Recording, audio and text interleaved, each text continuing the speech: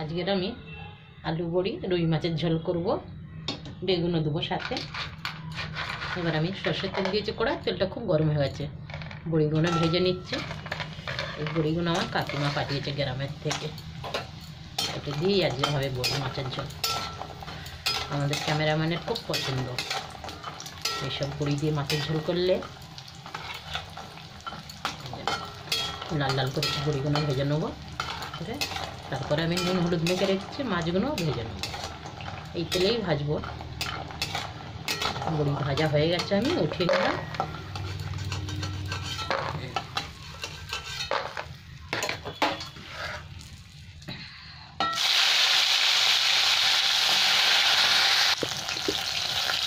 আমার মাছগুলো ভাজা হয়ে গেছে, উঠিয়ে নিলাম।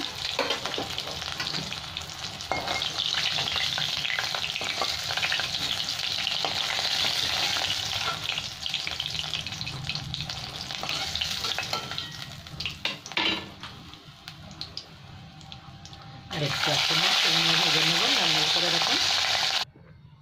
এখানে আমার মাছ ভাজা হয়ে গেছে। এবার এই তেলের মধ্যে আমি একটু 5 ফোঁটন দিয়ে দিলাম, তেজপাতা দুটো। এবার আমি কেটে কেটে আলু বেগুন নুন হলুদ মাখিয়ে রেখে দিচ্ছি, এবার দিয়ে দিলাম।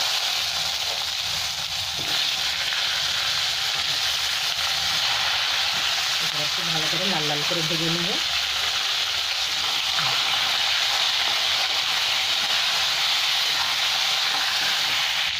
এখন আমার বেগুন আলু খুব ভালো ভাজা হয়ে গেছে। এবার আমি টমেটোটা দিয়ে দিলাম। টমেটোর সাথে সাথে সব শুকনো মশলাগুলো দিয়ে দেবো। আগে দিয়ে দিচ্ছি আমি নুন, এবার দিলাম হলুদ, একটু জিরে পাউডার, এখানে ধনে পাউডার, কাশ্মীরি লঙ্কার গুঁড়ো। এবার খুব ভালো করে একটু কষিয়ে নেব মশলাটা দিয়ে সবজির সাথে। ভাজতে ভাজতে টমেটোগুলো গলে যাবে আমার।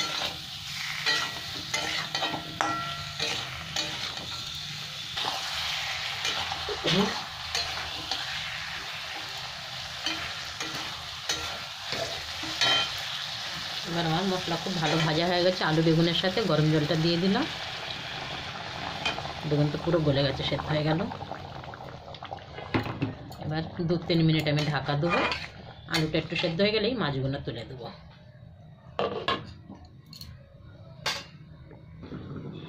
এবার আমি খুলে দেখছি, আলু সেদ্ধ হয়ে গেলে এখানে বড়ি তুলে দেবো, মাছও তুলে দেবো একসাথেই। আলু সেদ্ধ হয়ে গেছে, এখানে বড়িগুলো দিয়ে দিলাম, সাথে ভেজে রাখা মাছগুলো দিয়েছি। তাহলে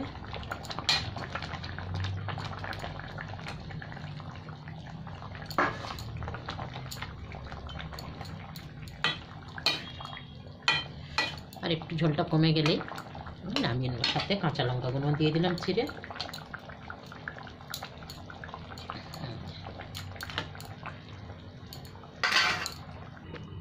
এবার আমি ঢাকাটা খুলে দেখছি, মাছের ঝোল আমার হয়ে গেছে। গ্যাস বন্ধ করলাম।